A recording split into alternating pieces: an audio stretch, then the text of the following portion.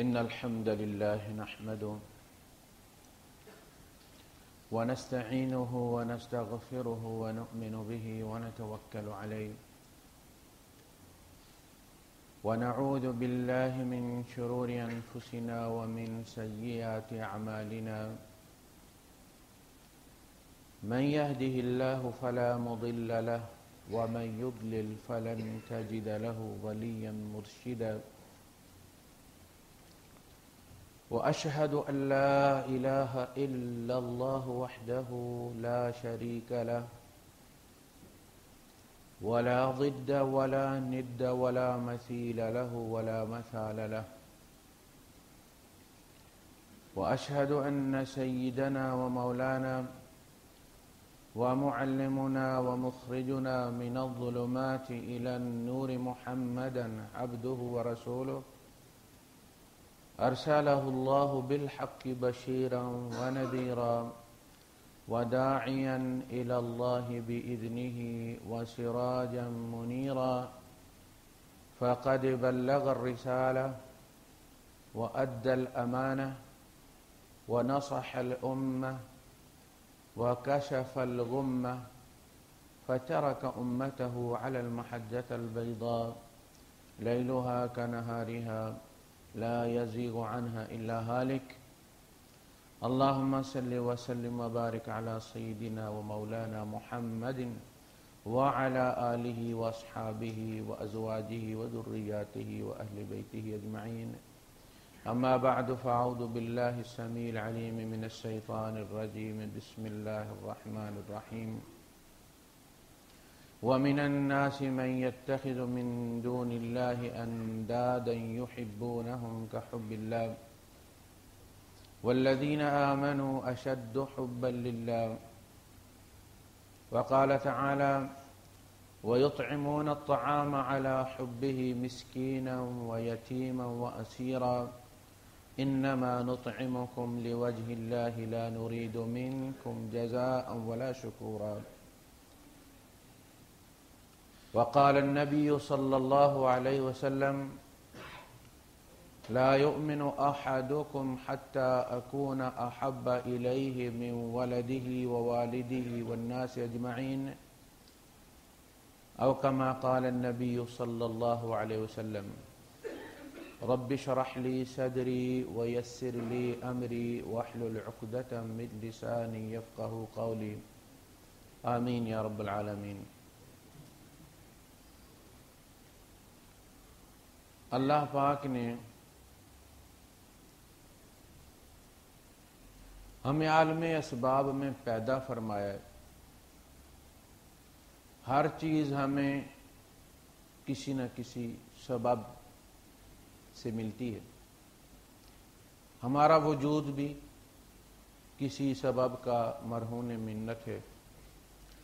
اسباب کے اس استعمال اور اس کے ساتھ ہمارا جو انٹریکشن ہوتا ہے روزانہ کا، اس کے نتیجے میں ہمیں ایک انس، ایک لگن، ایک محبت، ایک پیار ان اسباب کے ساتھ ہو جاتا ہے.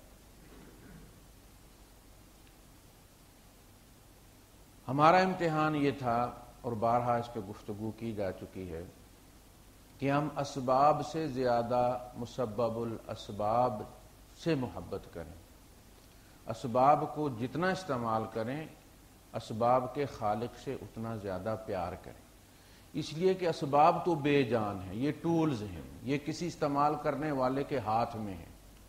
وہ چاہے تو ان کو نفع کے لیے استعمال کرے، وہ چاہے تو ان کو نقصان کے لیے استعمال کرے، چاہے تو کسی کو بلڈوز کر دے، چاہے آپ دیکھتے ہیں ڈسٹرکشن اور کنسٹرکشن کے جو آلات ہوتے ہیں عموماً ملتے جلتے ہوتے ہیں. اب اللہ پاک کہتے کچھ لوگ ایسے ہیں جنہوں نے اللہ کے علاوہ کچھ ند چن رکھے اور وہ ان سے اس طرح محبت کرتے ہیں جس طرح اللہ سے محبت کی جانی چاہیے، گویا کہ وہ خدا ہیں. یعنی محبت منع نہیں ہے، ایک فطری چیز ہے، ان سے منع نہیں ہے، لیکن یہ محبت اتنی ہو جائے کہ پرستش میں تبدیل ہو جائے، دولت پرستی، دولت کی محبت کوئی بری چیز نہیں ہے، اس لیے کہ محبت ہے تو دینے پہ اجر بھی ہے نا، اور محبت ہے تو آپ کماتے بھی ہیں نا، محبت ہے تو اس کی خاطر آپ اپنا وطن، اپنی گلیاں، اپنا ماحول، اپنا کلچر سب کچھ چھوڑ کے دور آئے ہیں۔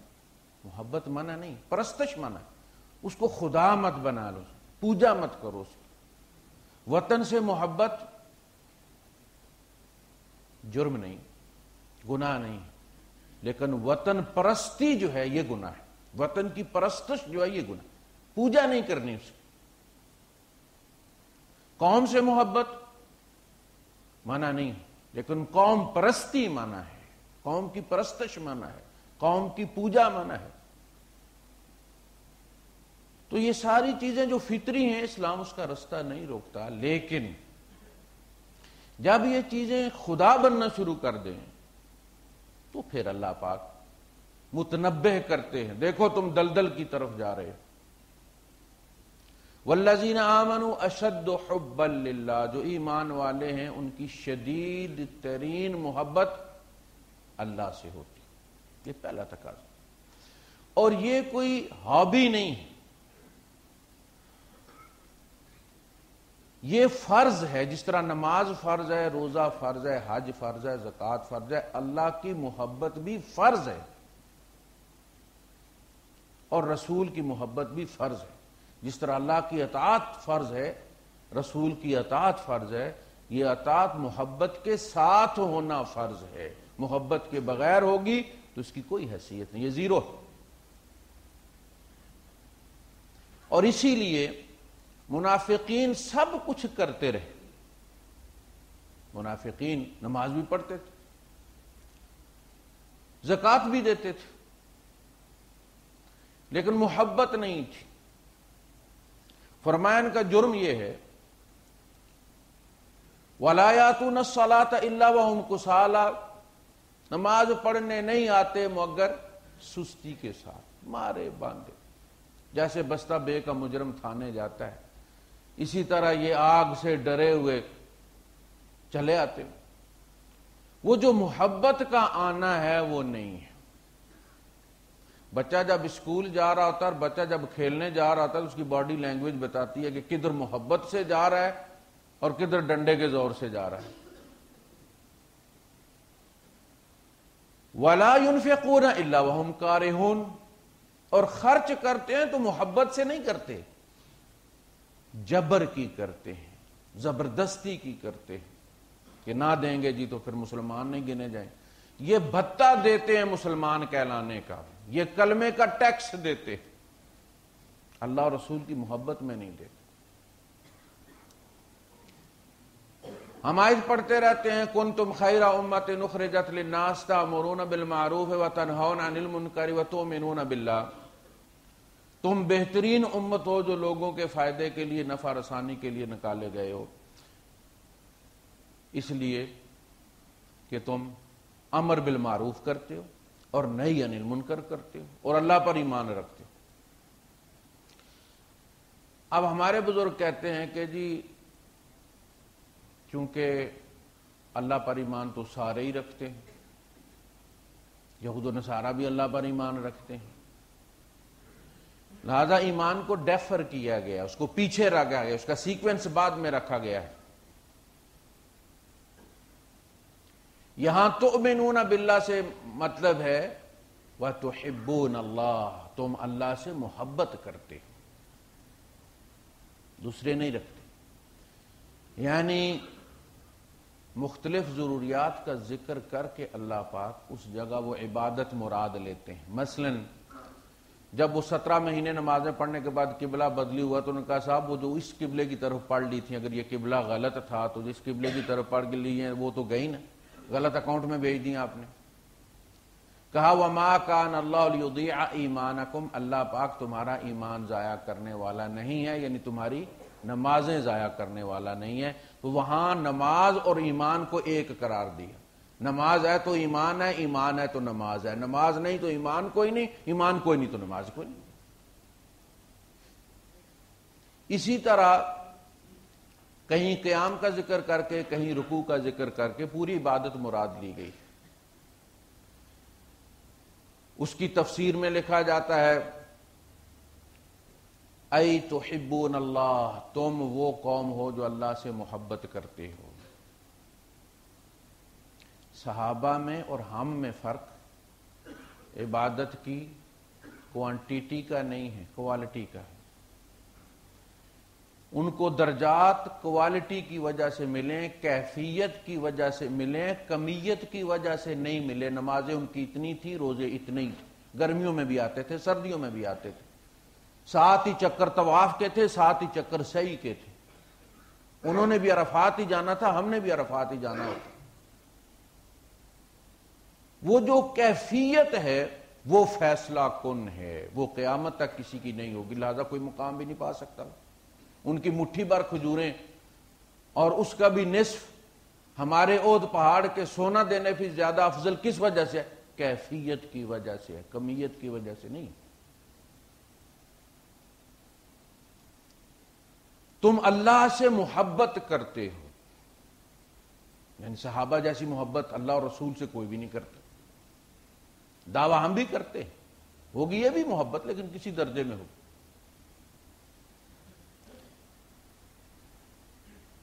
لأن الایمان بلا محبہ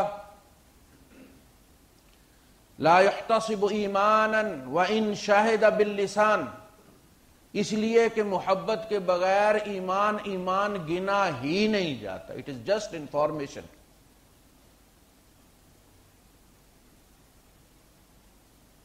اس سے زیادہ اس کی کوئی اہمیت نہیں ہوتی۔ اور پھر آگے دلیل دیتے ہیں، قال تعالی واللہ یشہد انہم لکاذبون، اور واللہ یشہد ان المنافقین لکاذبون۔ ان کے یہ کہہ دینے سے بھی کہ لا الہ الا اللہ محمد رسول اللہ، اللہ پاک نے جھوٹ بولتے۔ ان کی گواہی کے بارے میں نشہد انک لرسول اللہ، فرمایا واللہ یشہد ان المنافقین لکاذبون، آپ یقیناً اللہ کے رسول ہیں، ہم گواہی دیتے، فرمایا اللہ گواہی دیتا یہ جھوٹ بولتے۔ اس لیے کہ رسول بھی مانو اور پیار بھی نہ کرو، یہ ہو نہیں سکتا۔ مانو رسول اور عداوت کرو۔ یہاں تو کہا گیا ہے لا یؤمن احدکم، تم میں سے کوئی شخص مومن نہیں ہو سکتا، کوئی شخص، حتی یہاں تک اکون احب الیہ من والدہ وولدہ والناس اجمعین، کہ میں اسے محبوب تر ہو جاؤں اپنے باپ دادا سے۔ باپ دادا سے نبی محبوب ہوں گے تو باپ دادا کے طریقے چھوڑ کے نبی کے طریقے پکڑے گا نا۔ جس سے محبت کرتا ہے انسان اس کا کلچر اڈاپٹ کرتا ہے۔ جو مائیکل جیکسن سے پیار کرتے تھے ان کے کپڑے بتاتے تھے، ان کی جینز بتاتی تھی کہ یہ مائیکل جیکسن کی نسل ہے۔ جو لیڈی ڈیانا سے پیار کرتے تھے ان کٹ بتاتی تھی ایک ڈیانا کٹ ہے۔ حتی اکون احب الیہ من والدہ وولدہ والناس اجمعین، اپنی اولاد سے اور تمام نوع انسانیت سے میں اسے عزیز ہو جاؤں۔ قرآن اس سے بھی آگے بڑھ کے شرط لگاتا ہے النبی اولی بالمؤمنین من انفسہم، نبی مومنوں پر مومنوں کی جان سے بھی زیادہ حقدار رکھتا ہے، حقدار ہے۔ ہماری جان ہمارے اعضاء کو حرکت دیتی ہے نا، کہا تمہاری جان جب نبی کے تابع ہو جائے، نبی کی محبت کے تابع ہو جائے، تمہارے اعضاء نبی کی محبت میں حرکت کریں، تمہاری مرضی سے حرکت نہ کریں۔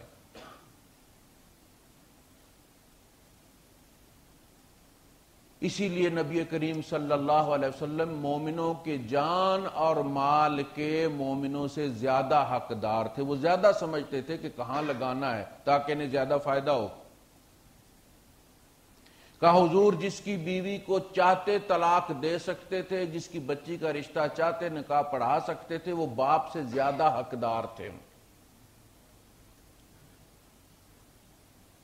مکمل دسترس رکھتے تھے۔ جس کی جو چیز چاہیں بیچ دیں، وہ ایمان کے ساتھ اس کا انکار نہیں کر سکتا تھا، ایمان چھوڑ دے تو کہہ سکتا تھا کیوں کیا۔ وَأَزْوَاجُهُ أُمَّهَاتُهُمْ، اور نبی کی بیویاں ان کی مائیں ہیں، وہ مائیں نہیں جن کے ساتھ مرنے کے بعد تعلق ٹوٹ جاتا ہے اور قیامت کے دن اٹھیں گی تو وہ بھاگیں گی، یوم یفر المرء من اخیہ وامہ وابیہ وصاحبتہ وبنیہ، وہ رشتہ نہیں نبی کی بیویوں سے ہمارا جو قیامت کے دن ایک دوسرے سے بھاگیں گے، یہ وہ رشتہ ہے کہ ہم پناہ کے لیے ان کی طرف دوڑیں گے، ہمیں ان کے دستے شفقت کی، وہ مائیں جن کے دستے شفقت کی ہمیں قیامت کی گرمی میں ضرورت ہوگی۔ یہ ہے محبت۔ اب ایک آپ دیکھتے ہیں ہوتا ہے فریج،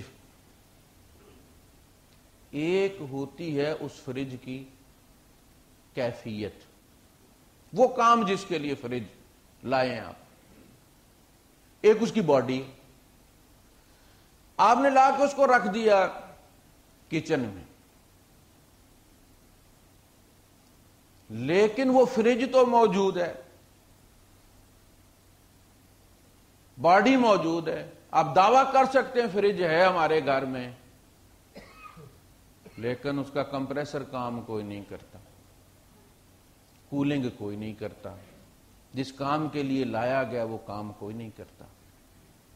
تو اب اس فریج کو فریج سمجھ کے آپ دودھ رکھیں گے اندر تو بھی خراب ہو جائے گا، سالن رکھیں گے تو بھی خراب ہو جائے گا، سبزی رکھیں گے تو بھی خراب ہو جائے گی۔ ایک ہے مسلمان فریج، ایک ہے مسلمان کی کیفیت۔ صحابہ میں فریج کی باڈی بھی تھی، فریج کی کیفیت بھی تھی، امانت دار تھے، دیانت دار تھے، وعدے کے پکے تھے، عصمتوں کے پکے تھے۔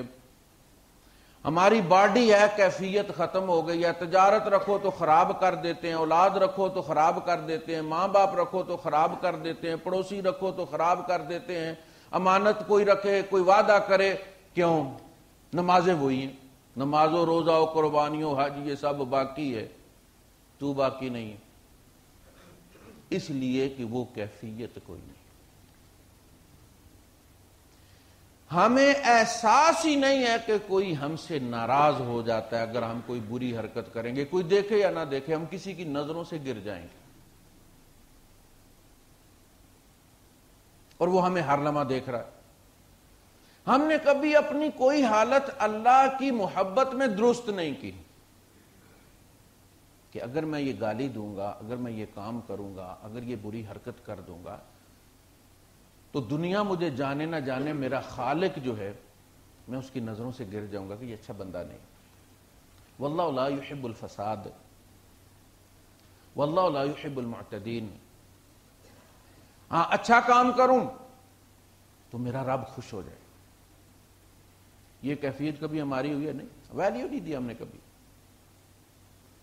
ہم اس کا نام بھر دیتے ہیں، جیسے آپ کوئی بھی اکاؤنٹ بناتے ہیں سکائپ وغیرہ کا تو ایکس وائی زیڈ کوئی بھی ڈال دیتے ہیں، امارات میں رہتے ہیں یو ایس اے ڈال دیتے ہیں، آپ اکاؤنٹ بنا لیتے ہیں۔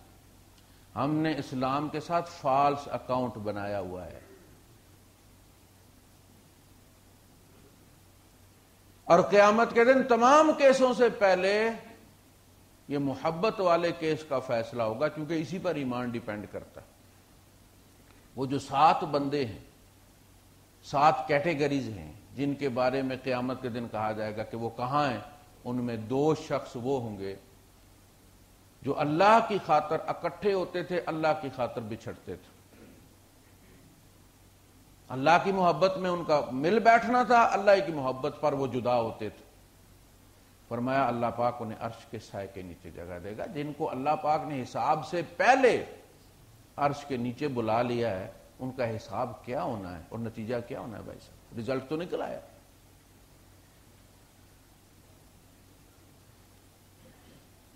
پھر اللہ کے رسول صلی اللہ علیہ وسلم فرماتے ہیں کہ فرشتہ منادی کرے گا قیامت کے دن حشر کے میدان میں، این متحابین فی اللہ، اللہ کی خاطر محبت کرنے والے کہاں ہیں؟ چلو عرش کے سائے کے نیچے جائیں۔ کتنا بڑا مقام۔ اس دن ہر بندہ نہیں کہہ دے گا کہ میں بھی محبت کرتا تھا. وہ محبت پھوٹی پڑ رہی ہوگی، لائٹ نکل رہی ہوگی پیار کی، دور سے پتہ چلے گا. جو ہی اعلان ہوگا، جن جن کے اندر وہ محبت ہوگی انہیں منہ سے کہنے کی ضرورت نہیں ہوگی، ان کا نور ماتھے سے پھوٹے گا، دور سے فرشتے کو پتہ چل جائے گا یہ ہے اللہ سے محبت. اب اگلا سوال یہ ہے کہ یہ محبت پیدا کیسے ہوگی؟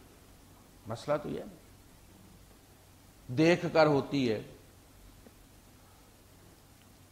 بات سن کر ہوتی ہے، آواز سے ہو جاتی ہے محبت، کسی کے احسان سے ہو جاتی ہے محبت. 3 ذرائع.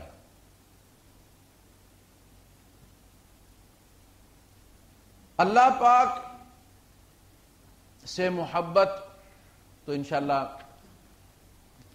الگ سے ایک دن رکھیں گے اس کے لیے. اس کو تو ہم جس طرف دیکھیں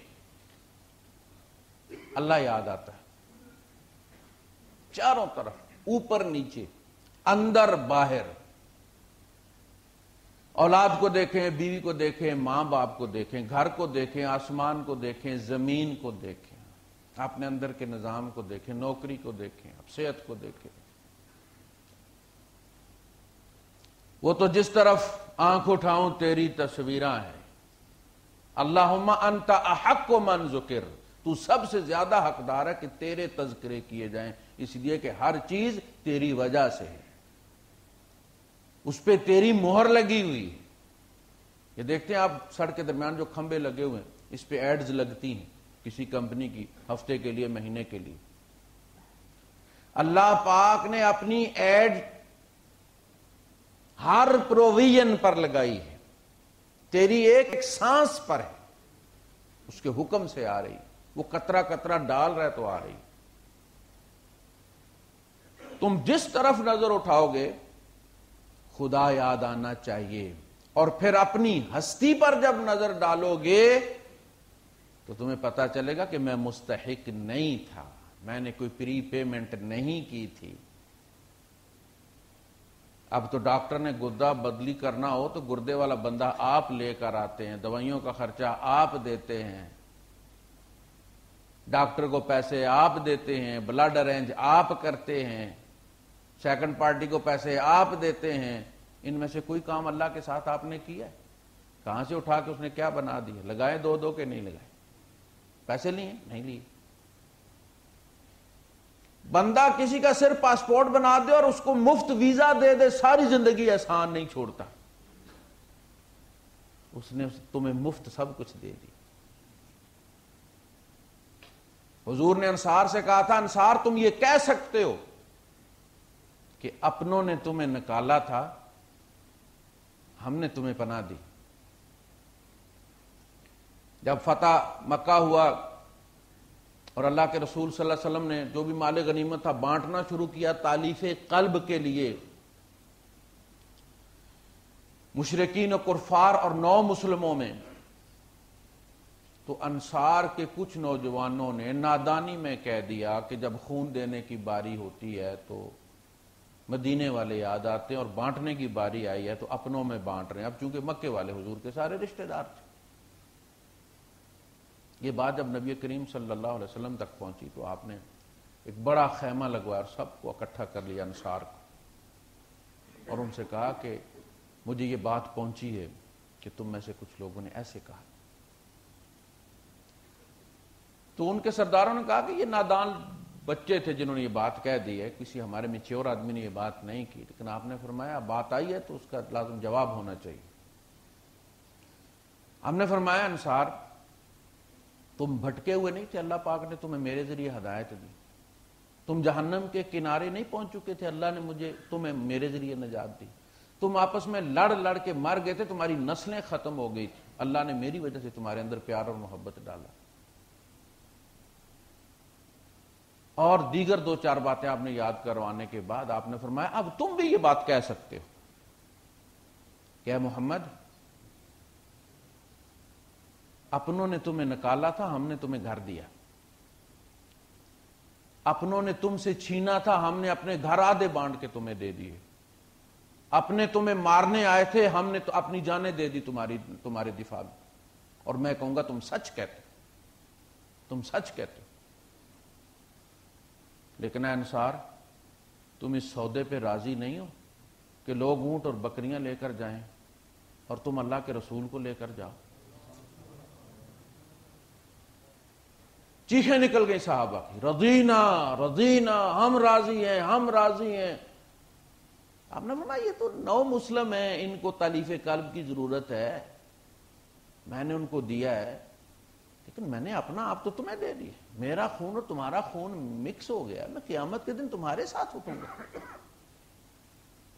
وہ جو ایک فتنہ اٹھانے کی کوشش کی گئی تھی، دانستہ نادانستہ، ختم۔ اپنوں نے تمہیں کہاں پھینکا تھا؟ افرأیتم ما تمنون، اس نے تمہیں کہاں پہنچایا؟ جو ہاتھ لگانے کو تیار نہیں تھے انہیں چاٹنے پہ مجبور کیا تمہیں کہ نہیں؟ یہ ہے اللہ، اور تمہارے ساتھ اس کا تعلق اور تم سے اس کا پیار۔ جب تم دمدار کیڑے کی شکل میں گندگی میں تیر رہے تھے، وہ اس وقت بھی تم سے پیار کرتا تھا۔ ماں نے تو ناک نقشہ بننے کے بعد پیار کیا نا، وہ اس کیڑے سے بھی پیار کرتا تھا۔ پیسے دیے تھے تم نے، اس وقت داڑھی رکھی ہوئی تھی تم نے، سجدے کرتے تھے تم۔ ہماری تخلیق صرف اور صرف اللہ پاک کی محبت کا نتیجہ ہے، محتاجی نہیں۔ اس کیڑے کا کیا محتاج ہونا تھا رب نے؟ ذرا سی دیر ہو جاتی گٹر میں چلا جاتا۔ اپنے تعلق کو پہچانیں، اپنی عاجزی کو دیکھیں اور رب کی بے نیازی کو دیکھیں، اور پھر اس نے آپ کے ساتھ یہ کرم کیا کہ اٹھا کے مسلمان بنا دیا۔ اپنا نبی تمہیں دے دیا، اپنا محبوب تمہیں دے دیا، خود دور دور سے دیکھتا رہا۔ فَإِنَّكَ بِأَعْيُنِنَا، نبی تیرے حجرے کا دروازہ ہلتا ہے، ابو بکر، عمر اور بلال بھی دیکھتے ہیں، اور ہماری نظریں بھی تیرے دروازے پر ٹکی ہوتی۔ الَّذِي يَرَاكَ حِينَ تَقُومُ، اے نبی جب تم قیام میں ہوتے ہو ہم تمہیں دیکھتے رہتے ہیں۔ وَتَقَلُّبَكَ فِي السَّاجِدِينَ، اے نبی جب سجدہ کرنے والے سجدہ کر رہے ہوتے ہیں اور تو ان کے درمیان آ جا رہا ہوتا ہے، اٹھ بیٹھ رہا ہوتا ہے، تو ہم تمہیں تکتے رہتے ہیں۔ وہ محبوب تمہیں دے دیا۔ تھوڑا احسان؟ اللہ کے ڈھیر سارے احسانات ہیں۔ نبی کریم صلی اللہ علیہ وسلم سے پیار، چونکہ اللہ دیکھیں، اللہ پاک، میں نے پہلے عرض کیا کہ وہ بہت بے نیاز ہے، ہماری عبادت بھی اسے متوجہ نہیں کر سکتی۔ یہ بات نوٹ کر لیں۔ آپ حدیث قدسی سن چکے، تمہارے اگلے پچھلے زمین والے آسمان والے، مرد عورتیں بچے بوڑھے، سارے ایک متقی ترین شخص کے دل کی طرح ہو جاؤ، میرا رائی کے دانے کے برابر کوئی فائدہ نہیں ہے، میری کوئی توجہ نہیں۔ سارے گناہگار ہو جاؤ، ایک فاسق ترین شخص کے، شقی ترین شخص کے دل کی طرح ہو جاؤ، میرا کوئی نقصان نہیں۔ نہ مجھے کوئی عبادت سے بلیک میل کر سکتا ہے، نہ گناہ سے بلیک میل کر سکتا۔ اے آدم کی اولاد، یہ تمہارے اپنے اعمال ہیں جنہیں میں سمیٹ سمیٹ کے رکھتا ہوں، یہ تمہارا نفع نقصان ہے، یہ تمہاری جنت اور جہنم ہے۔ قیامت کے دن تمہارے حوالے کر دیے جائیں گے، جو اس میں خیر پائے وہ اللہ کا شکر ادا کرے، اور جو اس میں شر پائے وہ اپنے آپ کو ملامت کرے۔ ایک چیز صرف ملتی ہے ہماری اور اللہ کی، میوچل انٹرسٹ، مشترکہ وہ نقطہ جو ہے وہ محمد رسول اللہ صلی اللہ علیہ وسلم، وہ اللہ کے بھی محبوب ہیں، ہمارے بھی محبوب ہیں۔ آپ دیکھیں ایک پوائنٹ ہے، ایک نقطہ ہے، دو شعائیں آتی ہیں، وہ جوں جوں اس نقطے کے قریب آتی جاتی ہیں آپس میں کلوز ہوتی چلی جاتی ہیں۔ محمد رسول اللہ صلی اللہ علیہ وسلم کی ہستی ہے، وہ اللہ بھی ان سے پیار کرتا ہے، آپ بھی ان سے پیار کرتے ہیں۔ جتنا نبی کے قریب جائیں گے رب کے کلوز ہو رہے ہیں کہ نہیں ہو رہے؟ محمد کی ذات پہ اکٹھا ہوتا ہے اللہ بھی اور اس کا بندہ بھی۔ وہ ہمارا میٹنگ پوائنٹ ہے۔ جو محمد کو سکپ کر گیا، اللہ کی قسم سجدے میں پیدا ہو، 1000 سال کی زندگی ہو، سجدے میں مر جائے، رب راضی نہیں ہوگا، اس نے رب کا کیا ہی کچھ نہیں۔ اس لیے فرمایا قل ان کنتم تحبون اللہ فاتبعونی یحببکم اللہ، تمہاری محبت اللہ کی محبت کے ساتھ محمد کی ذات پر آ کر ملے گی، ورنہ نہیں۔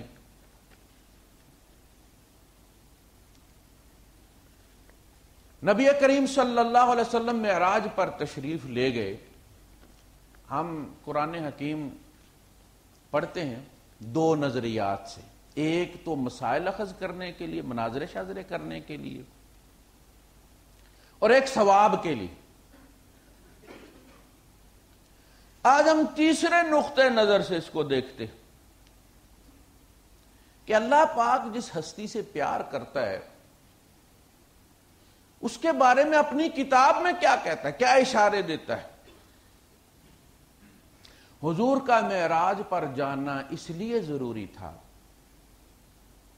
معراج کی ضرورت اس وجہ سے تھی کہ نبیوں کی دعوت ٹوٹلی سند پر ڈیپینڈ کرتی تھی، آدم علیہ السلام سے لے کر عیسیٰ علیہ السلام تک۔ دیکھیں ہم تک جو دین پہنچا ہے، ہم سند کے محتاج ہیں، سند کے مسلمان ہیں۔ ہم سند سے جوں جوں پیچھے جاتے ہیں، امام بخاری رحمت اللہ علیہ نے فلاں سے سنا، اس کو فلاں نے بتایا، اس نے فلاں سے سنا، اس نے فلاں سے سنا، اس کو فلاں نے بتایا، اس نے نبی کریم صلی اللہ علیہ وسلم کو یہ کرتے پایا۔ رویت پر سند مکمل ہو گئی، دیکھنے والے پر سند مکمل ہو گئی۔ آج تک نبیوں کی دعوت جبرائیل سے آگے نہیں چلی تھی، سند کا دین تھا۔ اللہ پاک نے سند کو شہادت میں تبدیل کیا۔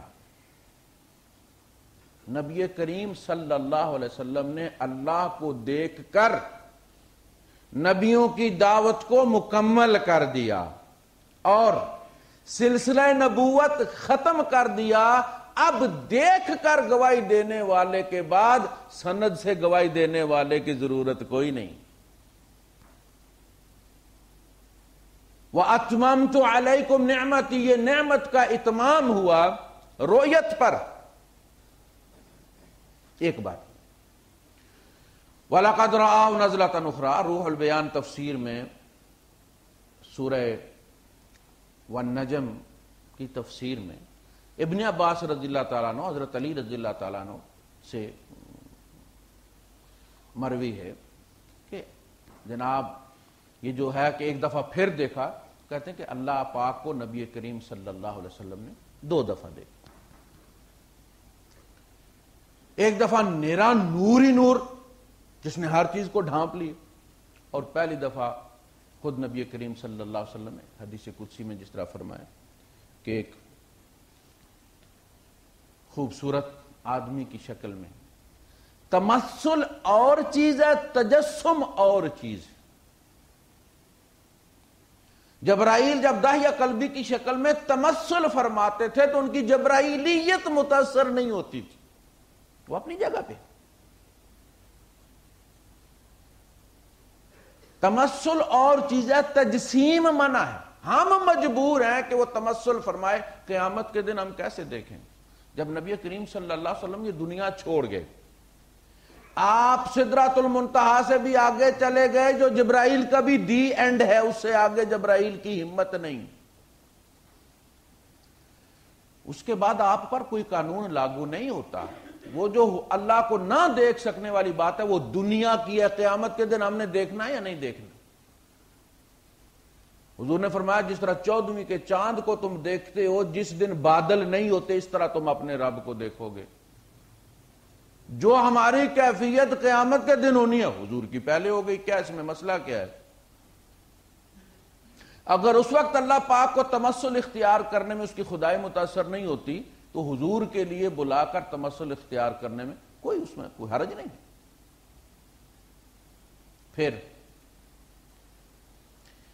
حدیث قدسی امام نووی نے جو اپنی کتاب لکھی ہے الحدیث القدسیہ 40 نووی، اس میں موجود کہ اللہ پاک آج رات بہت خوبصورت شکل میں تشریف لایا۔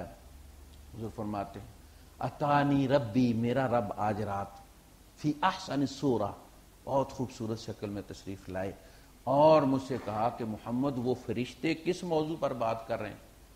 تو میں نے کہا کہ اللہ مجھے تو نہیں پتا، میں تو نہیں سن سکتا، وہ دور بیٹھے، میں دور بیٹھا۔ اللہ پاک نے اپنا دست مبارک میرے دونوں شانوں کے درمیان جہاں مور نبوت تھی وہاں رکھا۔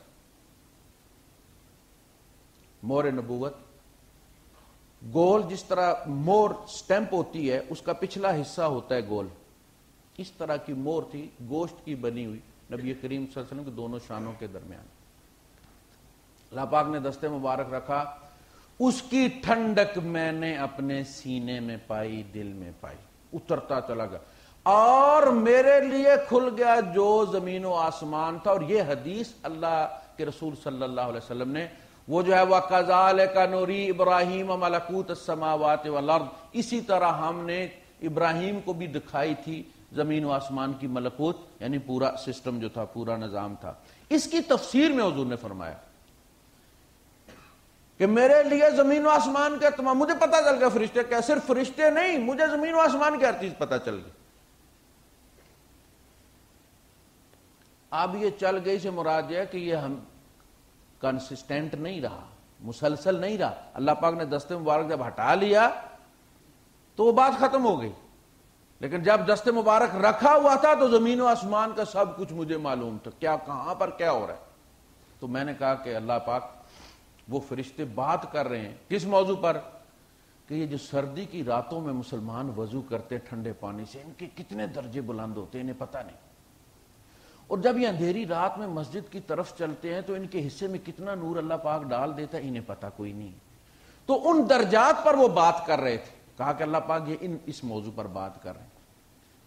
زاد المعاد کے حاشیے میں لکھا ہوا ہے کہ نبی کریم صلی اللہ علیہ وسلم اپنا امامہ دائیں طرف اس کا لڑ چھوڑ دیا کرتے تھے۔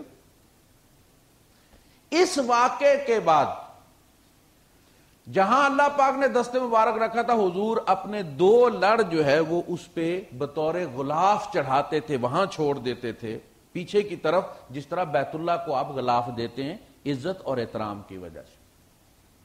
اور جہاں ٹھنڈک محسوس کی تھی وہاں آپ ہاتھ رکھا کرتے تھے ٹھنڈک والی جگہ۔ اور جب بھی نبی کریم صلی اللہ علیہ وسلم پر محبت غالب ہوتی تھی تو آپ کے ہاتھ سینے پر ایسے بھنچے ہوئے ہوتے تھے جس طرح کوئی اپنی عزیز ترین چیز کو سینے سے لگائے۔ اور جب آپ پر عاجزی غالب ہوتی تھی تو آپ کے دست مبارک آپ کی ناف کے ساتھ لپٹے ہوتے تھے، اس لیے کہ یہ انسان کی ابتدا ہے، یہ انسان کا نقطہ ابتدا ہے، یہاں سے انسان بننا اور بننا شروع ہوا تھا، یہیں سے ماں کے ساتھ جڑا ہوا وہ بنا تھا، اسی سے اس کو خوراک ملتی تھی، آکسیجن ملا ہوا خون ملتا تھا، یعنی خوراک بھی یہاں سے ملتی تھی، ماں کھاتی تھی، اور انریچڈ جو اس کا بلڈ تھا وہ یہیں سے لیتا تھا، آکسیجن مکس ہوا وہ بلڈ یہاں سے لیتا تھا، منہ اور پھیپھڑے اس کے 0 میٹر تھے۔ بچہ جب پیدا ہوتا ہے اس کی جھلی ہٹائی جاتی ہے جو اس کے گرد ہوتی ہے، تو جس طرح آپ غلفہ کی بوتل پریس کر کے اس کو آپ چپکا دیں، ڈھکن اس کا بند ہو، اور پھر جب آپ ڈھکن کھولتے ہیں وہ پھڑک کر کے کھلتی ہے، اس میں ہوا آتی ہے جھٹکے کے ساتھ، اسی طرح جب بچے کے ناک سے جھلی ہٹتی ہے اور ہوا جو باہر بہت ہوتی ہے وہ جھٹکے کے ساتھ اس کے پھیپھڑوں میں جاتی ہے اور اس کے پھیپھڑے کھلتے ہیں تو وہ سمجھتا ہے اس کو کسی نے دھکا دیا ہے، وہ روتا ہے۔ وہ جب اس دھکے سے روتا ہے تو کمانڈ جو اس وقت ہر چیز سیٹ اپ شروع ہوتا ہے نا انسان کے، تو وہ جب آواز پہنچتی ہے دماغ تک تو وہ اس کو ڈیفالٹ اس کا پروفائل کیا بناتا ہے کہ یہ سنتا ہے۔ اگر بچہ کسی وجہ سے نہ رو سکے تو ڈیفالٹ سیٹنگ میں چلا جاتا ہے کہ یہ بہرا ہے، پھر ڈاکٹر نہیں ٹھیک کر سکتے۔ تو عاجزی کے لیے عاجزی غالب ہوتی تھی تو اپنی ابتدا پہ، پیار غالب ہوتا تھا تو اپنے سینے پہ، کوئی مسئلہ ہی کوئی۔ آپ نے کبھی غور کیا ہے کہ جہاں بھی حضرت موسیٰ علیہ السلام کا ذکر آتا ہے طور پر اللہ پاک سے ملاقات کا، اللہ پاک ایک بات بڑے واضح انداز میں فرماتے ہیں کہ جہاں بھی ذکر ہوا، عصا جب اللہ پاک نے کہا کہ موسیٰ یہ کیا ہے،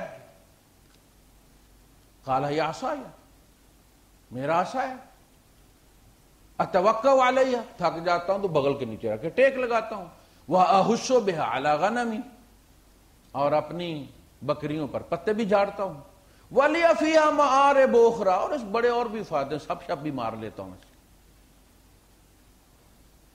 قال القیہ یا موسیٰ، موسیٰ ذرا اس کو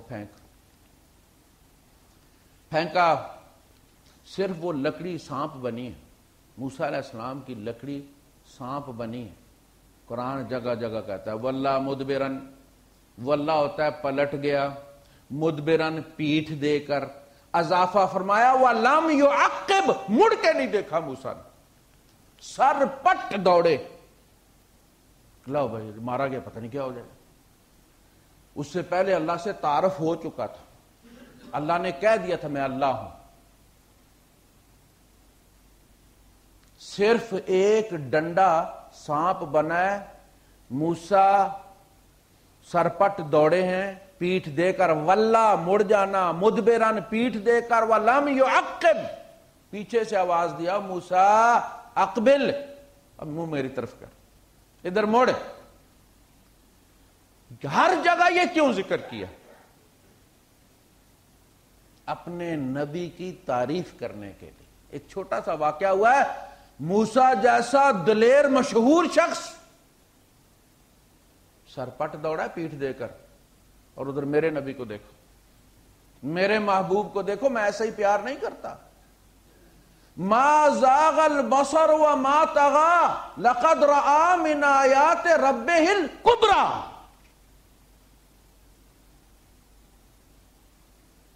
ان کی تو دیکھنے کی آنکھ کی دیکھنے کی کیفیت تبدیل نہیں ہوئی، اور دیکھا کیا کیا ہے؟ ایک ڈنڈا نہیں دیکھا، وہ دیکھا ہے جو اللہ کی قسم جبرائیل نے بھی نہیں دیکھا۔ جبرائیل تو پیچھے رہ گیا، وہ دیکھا ہے، پتہ نہیں کیا تھا جس کو رب کبریٰ کہہ رہا ہے، کبیر بھی نہیں۔ اپنے رب کی بڑی بڑی نشانیاں دیکھیں۔ ما زاغ البصر، آنکھ نے سرکشی نہیں کی، وما طغى،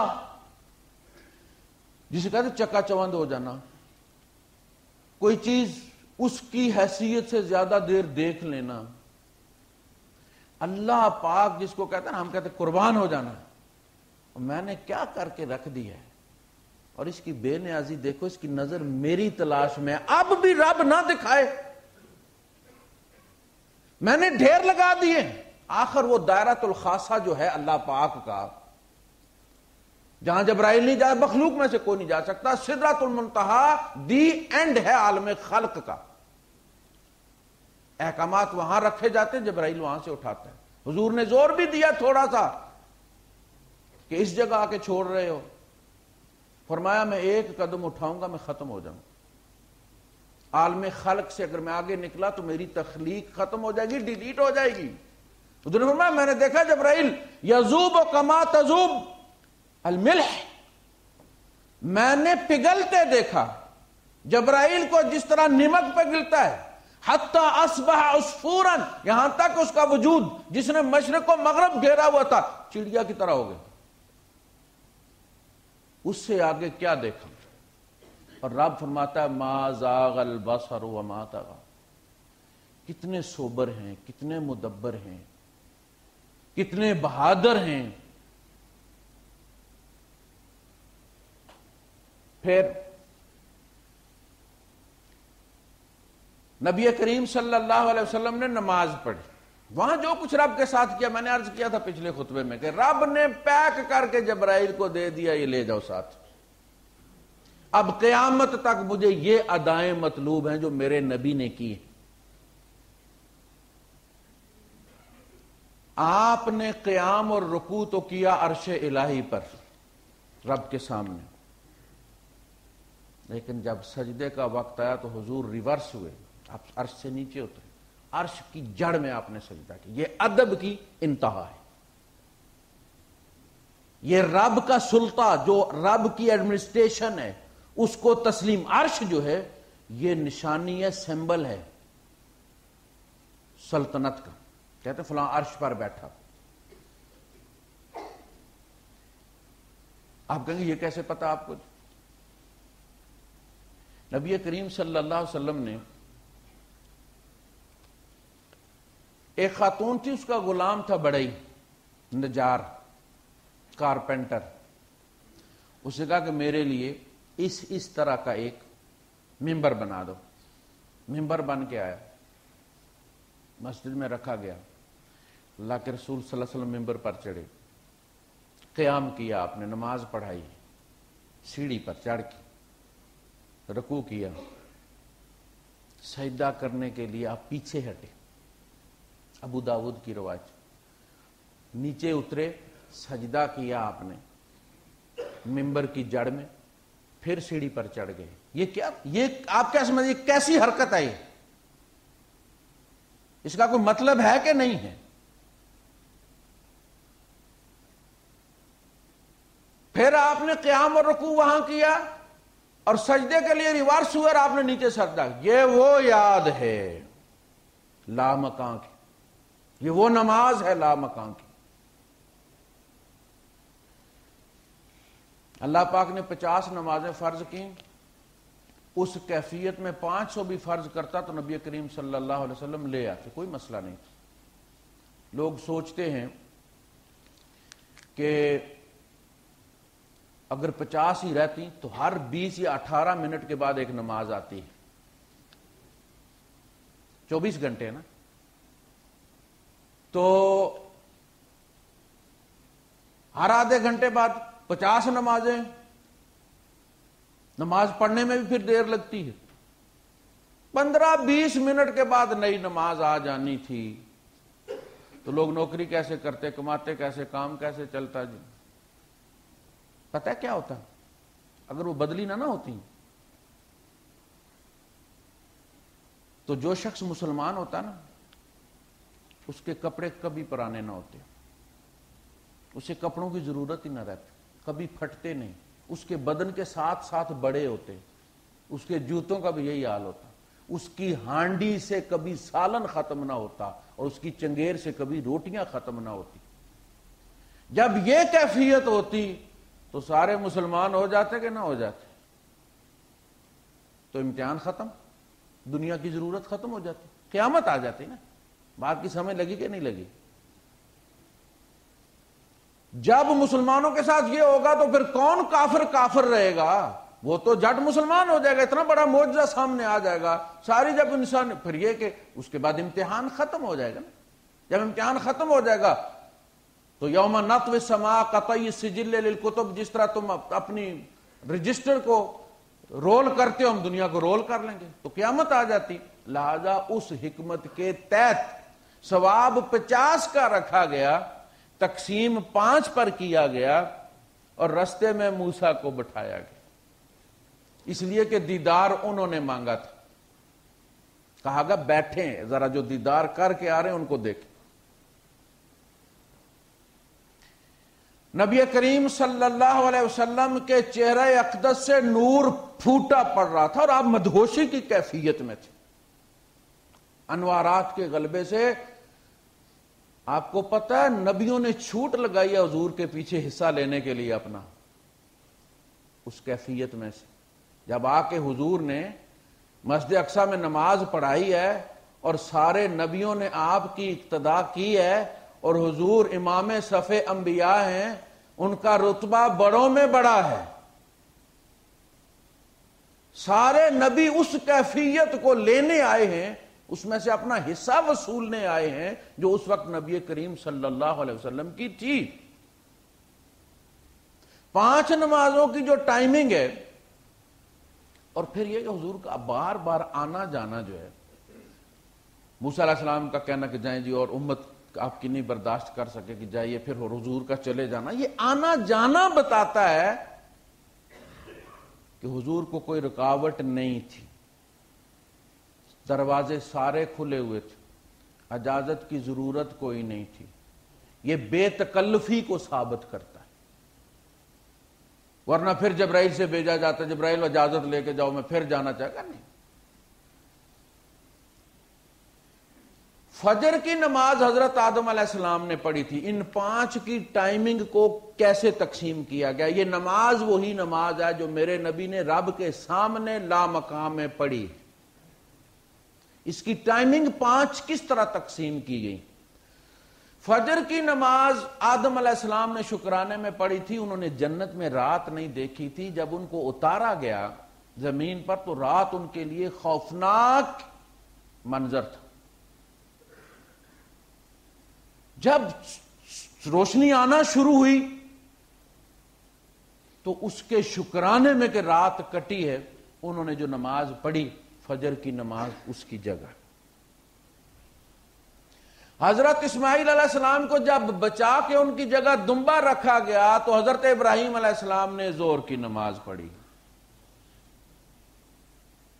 شکرانے میں، ظہر کی نماز ان والی جگہ پہ یہ نماز رکھی گئی۔ حضرت عزیر مر گئے تھے، 100 سال مرے رہے، 100 سال بعد اللہ پاک نے زندہ کیا، عصر کا وقت تھا، اللہ نے پوچھا کتنی دیر رہے ہو، پڑے رہے ہو؟ کم لبثت؟ قال لبثت یوما، کہنے لگے ایک دن پڑا رہا ہوں۔ پھر سورج کی طرف نظر گئے تو انہوں نے حساب لگایا کہ ابھی دن پورا نہیں ہوا، ابھی تو عصر ہے۔ او بعض یوم، کہنے لگے دن کا کچھ حصہ۔ قال بل لبثت 100 عام، تو 100 سال مرا رہا ہے، 100 سال پڑا رہا ہے۔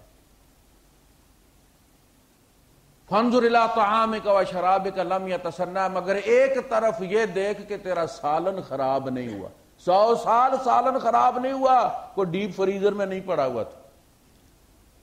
ٹائم اینڈ سپیس نے سالن پر بھی اثر نہیں کیا، حضرت عزیر پر بھی اثر نہیں کیا، لیکن ثبوت کے طور پہ گدھا ادھر ہی تھا۔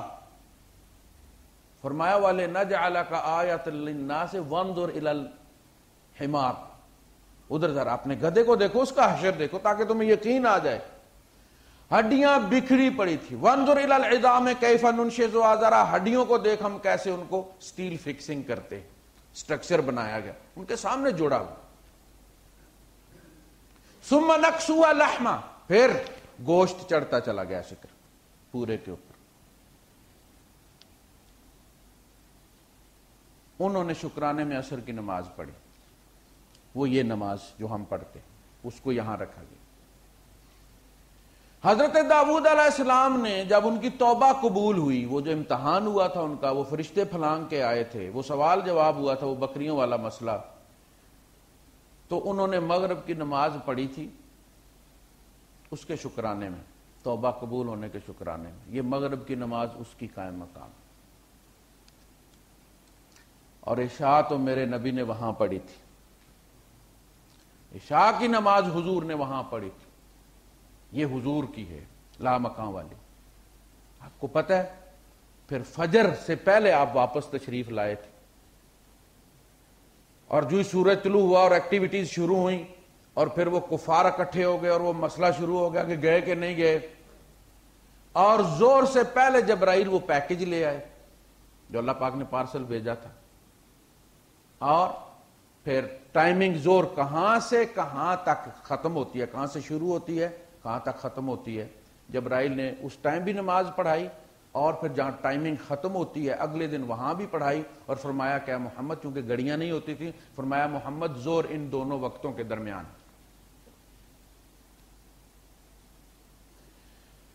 تو نبی کریم صلی اللہ علیہ وسلم سے محبت اللہ سے محبت ہے، اللہ کے کلوز، ہم اس کے محبوب۔ یہ قدرتی بات ہے کہ جب آپ کسی سے پیار کرتے ہیں تو آپ اس کی پسندیدہ چیز سے بھی پیار کرتے ہیں۔ وہ شاعر ایک تو کیفیت موسیٰ علیہ السلام کی ذکر کرتے ہیں میاں محمد صاحب اپنی کتاب میں، کہ موسیٰ علیہ السلام بیٹھے ہوئے تھے اور جب نبی کریم صلی اللہ علیہ وسلم تشریف لائے واپس، تو انہوں نے کہا کہ جنہ اکھیاں نے دل بر ڈٹھا او اکھی تک لیاں، تو ملیوں تے سجن ملیا ہن آساں لگ پئیاں۔ تو انہوں نے کہا میں نے اسے تو نہیں دیکھا لیکن ان آنکھوں کو تو دیکھ لیا جنہوں نے اسے دیکھا ہے۔ کہتے ہیں کہ جب نبی آئے،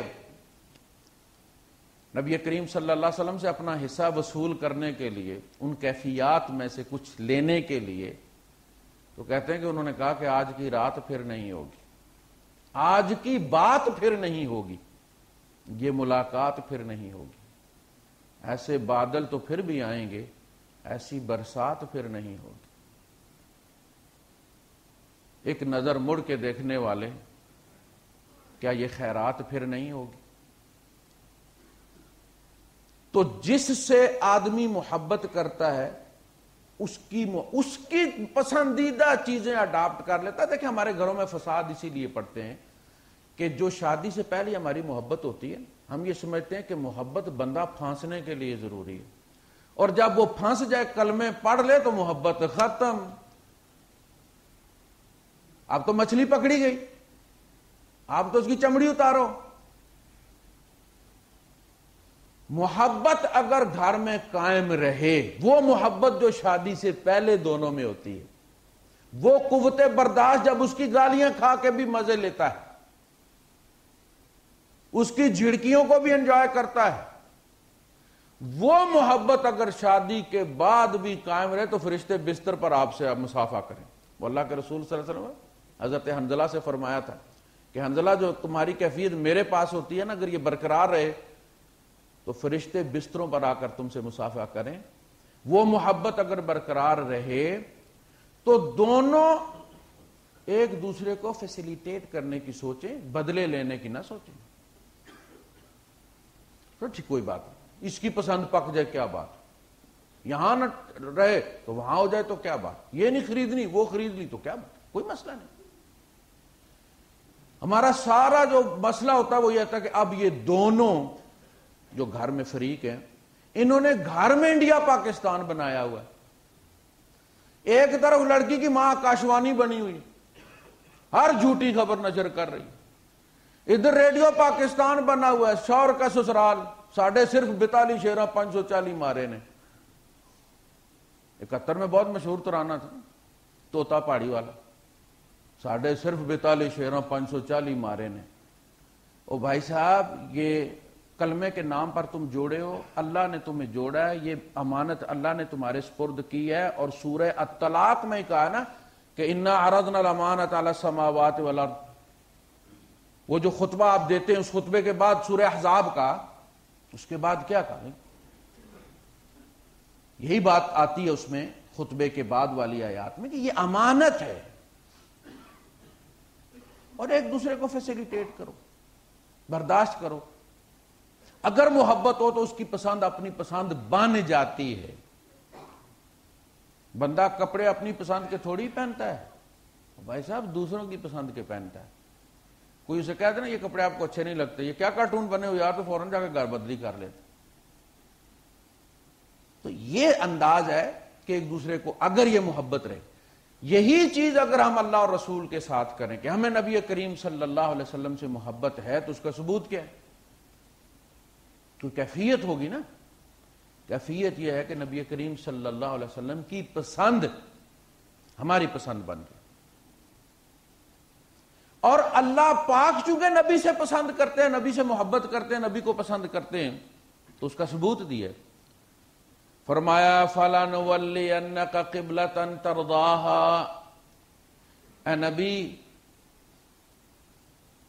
ہم آپ کو ابھی ابھی پھیرے دیتے ہیں اس قبلے کی طرف جو آپ کو بڑا پسند ہے، ترضاها، جس سے آپ راضی ہو جائیں.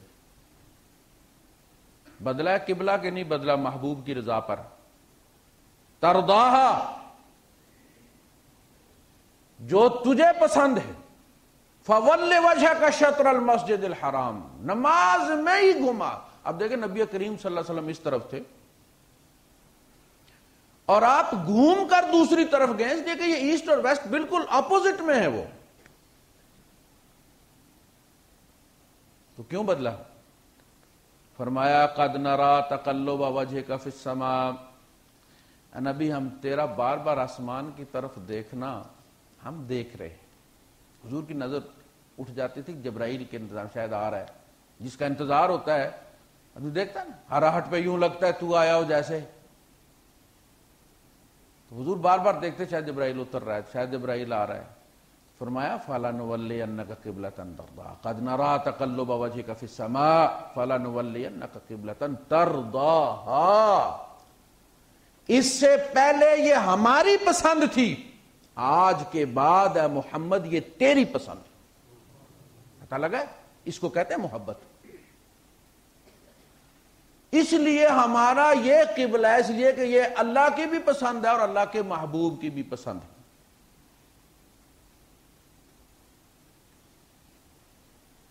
تو شاعر کہتا ہے تیرا پیار ہے میری زندگی. یہ حاصل حقیقت. جو رب سے پیار کرتے ہیں وہ زندہ ہیں، جو نہیں کرتے وہ مردہ ہیں. جو اس کو یاد کرتے ہیں وہ زندہ ہیں، جو نہیں یاد کرتے وہ مردہ ہیں. تیرا پیار ہے میری زندگی، تیری یاد ہے میری بندگی، جو تیری خوشی وہ میری خوشی. کوئی چیز ہم ثبوت میں پیش کر سکتے ہیں؟ بخاری کی حدیث ہے، ایک مکڑی پر ایک بندہ جنت میں ایک جہنم میں چلا گیا، کہ ہم کوئی مکڑی بھی پیش کر سکتے ہیں کہ اللہ پاک تیری خاطر ہم نے یہ کیا. یہ میرے جنوں کا ہے معجزہ، جہاں تو نے مجھ کو بتا دیا وہاں میں نے کعبہ بنا لی. وآخر دعوانا الحمدللہ رب العالمین.